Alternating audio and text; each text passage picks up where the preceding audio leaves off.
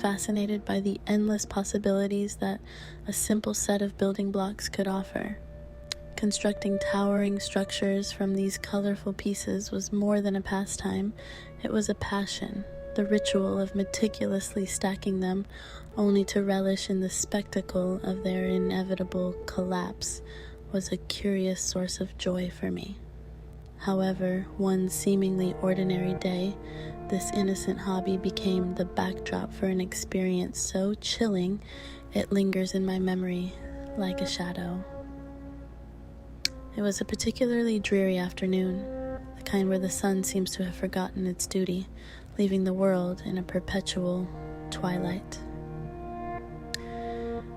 My latest architectural endeavor, a towering spire that stretched towards the ceiling, had just met its demise, the pieces scattered like fallen soldiers across my bedroom floor.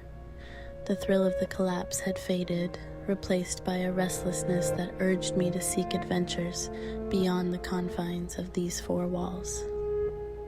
With a sigh, I abandoned the chaos of blocks and ventured towards the kitchen where my mother was likely to be. "Mom," I called out, the word echoing slightly in the empty hallway. "Can I go outside to play?" Her voice, warm and familiar, reached me from the depths of the kitchen. "Yes, but only after you've picked up your blocks," she replied without looking up from her task. A groan of protest died on my lips as I turned back towards my room. The task was menial, yet the thought of bending over countless times to retrieve each block felt daunting. Nevertheless, I resigned myself to the fate of tidying up. Upon entering my room, the sight that greeted me was unexpected.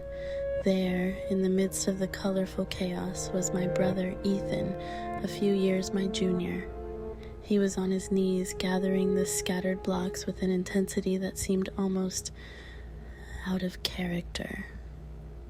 The light from the ceiling cast long shadows across the room, giving the scene an eerie quality. "Ethan?" I said, my voice tinged with confusion. He didn't respond, his focus unbroken. Shrugging off an inexplicable shiver, I turned on my heel and made my way back to the kitchen. "Mom, Ethan's cleaning up the blocks for me," I announced, a hint of pride in my voice for my brother's unexpected act of kindness. My mother paused, her hand stilling over the pot she was stirring. Slowly, she turned to face me, her expression unreadable. Then she glanced out the window and her eyes widened ever so slightly. "Your brother is outside playing?" she said, her voice steady but tinged with the note of something I couldn't place. Confusion spiraled into fear as her words sank in. If Ethan was outside, then who or what was in my room? Driven by a mixture of dread and disbelief, I raced back to my room. The door, which I had left ajar, was now closed. My hand trembled as I reached for the knob, the metal cold and unwelcoming. The room was silent as I entered, the earlier scene of my brother gathering blocks nowhere to be seen. Instead, the blocks lay exactly as I had left them, their chaotic spread a stark contrast to the order I thought I had witnessed. The room felt colder, the shadows deeper, and the silence not just an absence of sound, but a presence, thick and oppressive. Questions spiraled through my mind, each more unsettling than the last. Had I imagined the whole thing? Was it a trick of the light, a shadow play that my mind had twisted into the figure of my brother? Sleep was elusive that night, the darkness of my room a canvas for my imagination to paint its terrors upon. The image of my brother, or whatever had taken his guise, hauntingly vivid in my mind's eye. The next morning, I approached my mother, the words tumbling out in a rush. "Did you really see Ethan outside yesterday when I thought he was in my room?" She paused, her eyes meeting mine with an intensity that made my heart skip a beat. "I did," she said softly, "but maybe it's time we talked about your brother's twin, the one we lost before you were old enough to remember." The revelation struck me like a physical blow. the pieces of the puzzle falling into place with a chilling clarity. The presence in my room, the inexplicable cold, the silence that felt alive. Had it been him, reaching out from whatever realm lay beyond death? The thought was both terrifying and heartbreaking, a connection severed by fate trying desperately to mend itself through the veil that separates the living from the dead. Since that day, the blocks have remained untouched, gathering dust in a corner of my room, a silent tribute to the brother I never knew, and a chilling reminder of the thin line that separates our world from the next.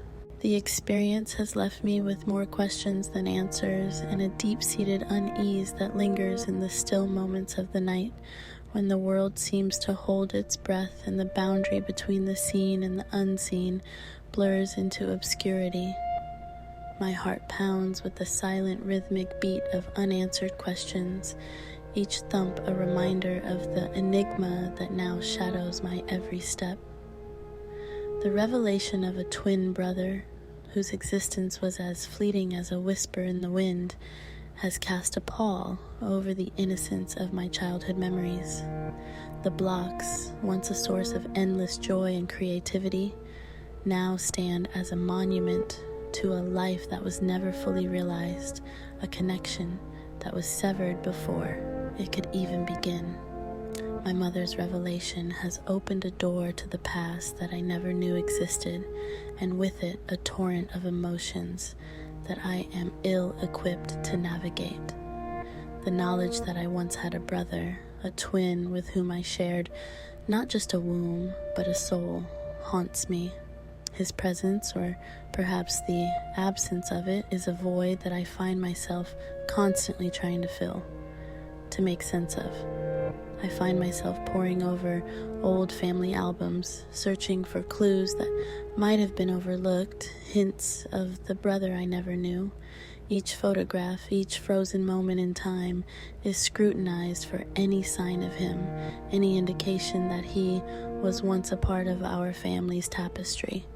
But the search is futile, the answers as elusive as the shadows that dance in the corners of my vision.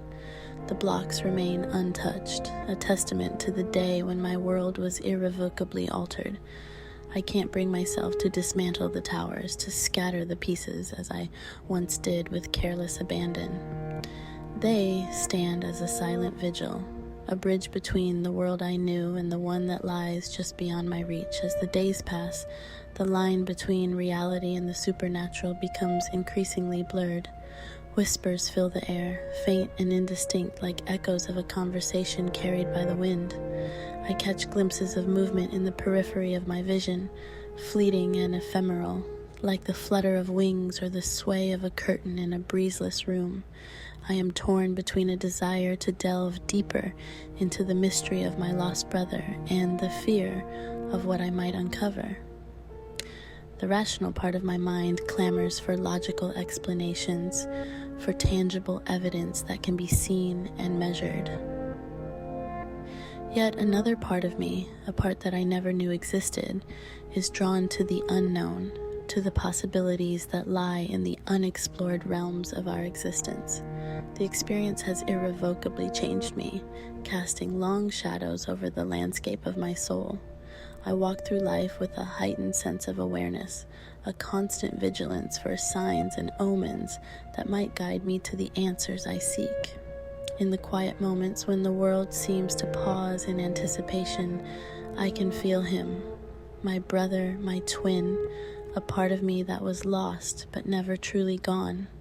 Our connection, severed by fate, remains intact in ways I cannot understand, a thread that binds us across the chasm of life and death. And in those moments, I realize that the journey I am on is not just about seeking answers to the mysteries that surround my brother's brief existence. It is also about understanding the depths of my own spirit, about coming to terms with the loss and the love that define who I am. The building blocks, once mere toys, have become the key to unlocking the door to my own inner world, a world where the past and the present, the tangible and the ethereal, intertwine in an intricate dance of light and shadow. And so I continue to build, not just with blocks, but with memories, dreams, and the endless possibilities that life offers. Each piece a step closer to understanding, each tower a monument to the brother I never knew, but will always carry within me.